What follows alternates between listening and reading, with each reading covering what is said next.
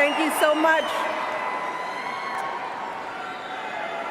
You know, it's hard to believe that it has been 8 years since I first came to this convention to talk with you about why I thought my husband should be president.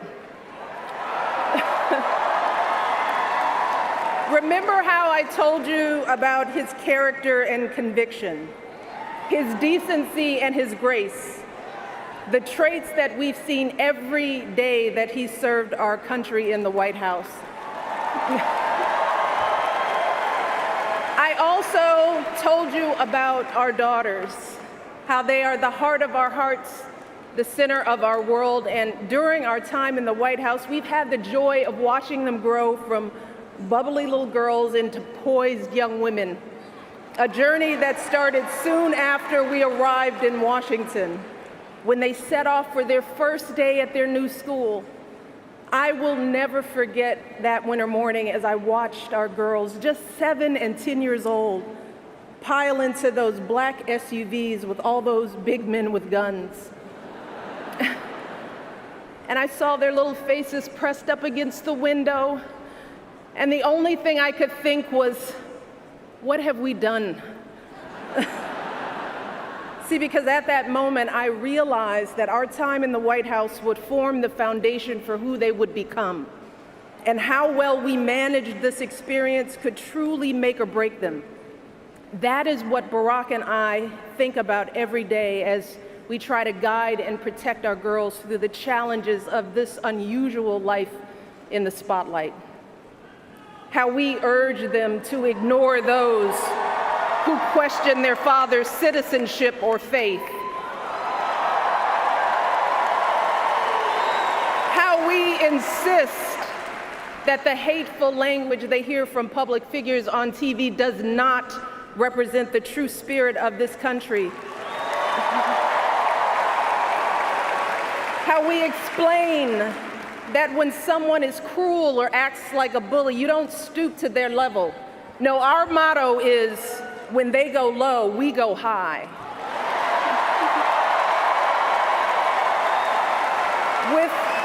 With every word we utter, with every action we take, we know our kids are watching us. We as parents are their most important role models. And let me tell you, Barack and I take that same approach to our jobs as President and First Lady, because we know that our words and actions matter, not just to our girls, but to children across this country. Kids who tell us, I saw you on TV, I wrote a report on you for school. Kids like the little black boy who looked up at my husband, his eyes wide with hope, and he wondered, is my hair like yours? And make no mistake about it, this November when we go to the polls, that is what we're deciding. Not Democrat or Republican, not left or right. No, in this election and every election is about who will have the power to shape our children for the next 4 or 8 years of their lives.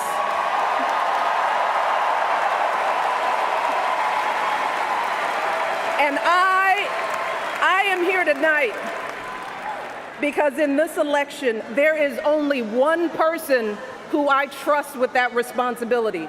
Only one person who I believe is truly qualified to be President of the United States, and that is our friend, Hillary Clinton.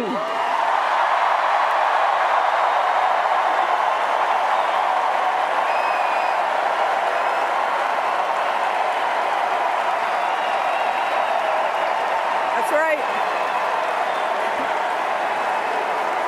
See, I trust Hillary to lead this country because I've seen her lifelong devotion to our nation's children. Not just her own daughter, who she has raised to perfection, but every child who needs a champion. Kids who take the long way to school to avoid the gangs. Kids who wonder how they'll ever afford college. Kids whose parents don't speak a word of English but dream of a better life. Kids who look to us to determine who and what they can be. You see, Hillary has spent decades doing the relentless, thankless work to actually make a difference in their lives. Advocating for kids with disabilities as a young lawyer, fighting for children's health care as First Lady, and for quality child care in the Senate. And when she didn't win the nomination 8 years ago, she didn't get angry or disillusioned.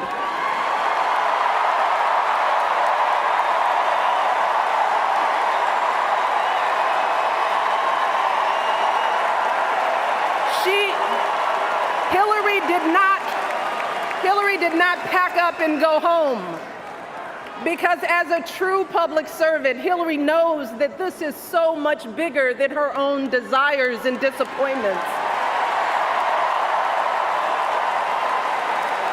So she proudly stepped up to serve our country once again as Secretary of State, traveling the globe to keep our kids safe. And look, there were plenty of moments when Hillary could have decided that this work was too hard, that the price of public service was too high, that she was tired of being picked apart for how she looks or how she talks or even how she laughs. But here's the thing. What I admire most about Hillary is that she never buckles under pressure. She never takes the easy way out. And Hillary Clinton has never quit on anything in her life.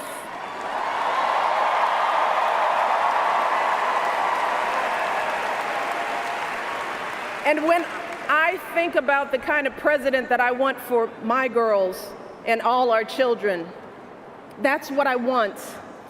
I want someone with the proven strength to persevere, someone who knows this job and takes it seriously, someone who understands that the issues a president faces are not black and white and cannot be boiled down to 140 characters. Look, because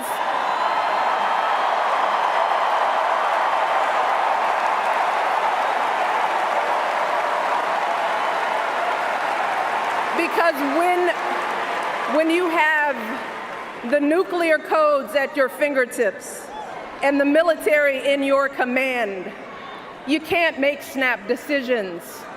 You can't have a thin skin or a tendency to lash out. You need to be steady and measured and well-informed.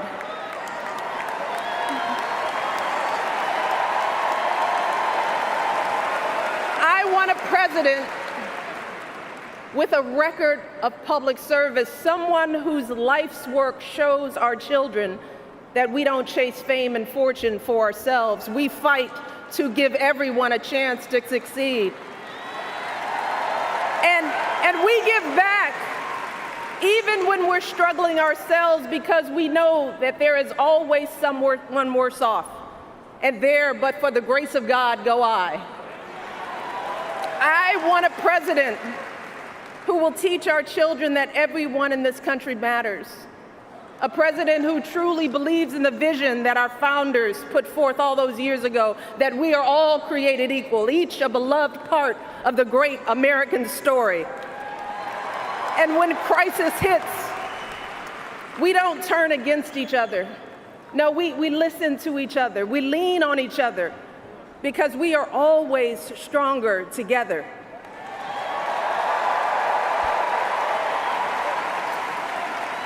And I am here tonight because I know that that is the kind of president that Hillary Clinton will be. And that's why in this election, I'm with her.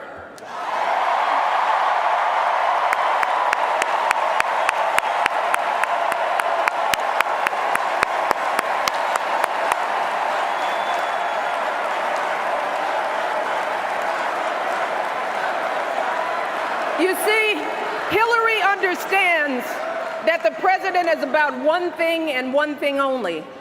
It's about leaving something better for our kids. That's how we've always moved this country forward, by all of us coming together on behalf of our children. Folks who volunteer to coach that team, to teach that Sunday school class, because they know it takes a village. Heroes of every color and creed who wear the uniform and risk their lives to keep passing down those blessings of liberty. Police officers and protesters in Dallas who all desperately want to keep our children safe. People who lined up in Orlando to donate blood because it could have been their son, their daughter in that club.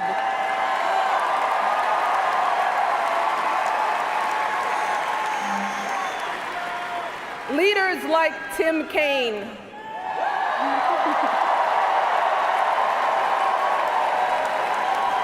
who show our kids what decency and devotion look like. Leaders like Hillary Clinton, who has the guts and the grace to keep coming back and putting those cracks in that highest and hardest glass ceiling until she finally breaks through, lifting all of us along with her. That is the story of this country, the story that has brought me to this stage tonight, the story of generations of people who felt the lash of bondage, the shame of servitude, the sting of segregation, but who kept on striving and hoping and doing what needed to be done so that today I wake up every morning in a house that was built by slaves.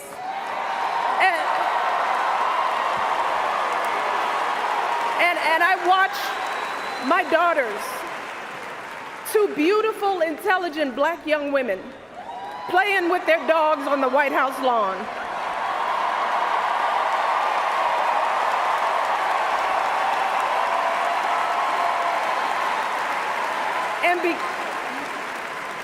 And because of Hillary Clinton, my daughters and all our sons and daughters now take for granted that a woman can be president of the United States.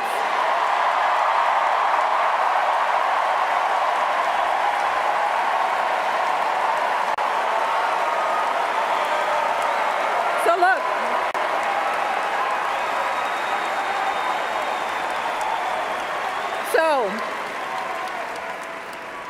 don't let anyone ever tell you that this country isn't great, that somehow we need to make it great again, because this right now is the greatest country on earth.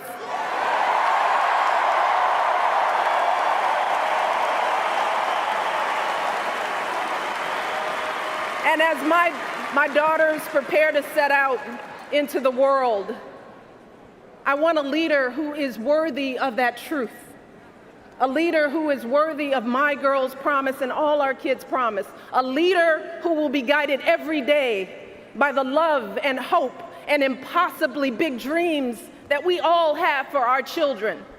So in this election, we cannot sit back and hope that everything works out for the best. We cannot afford to be tired or frustrated or cynical. No, hear me. Between now and November, we need to do what we did 8 years ago and 4 years ago.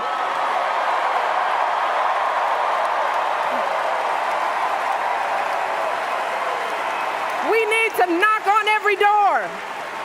We need to get out every vote.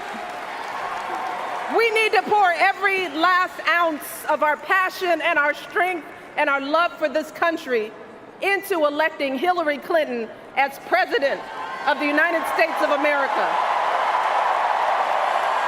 So let's get to work. Thank you all, and God bless.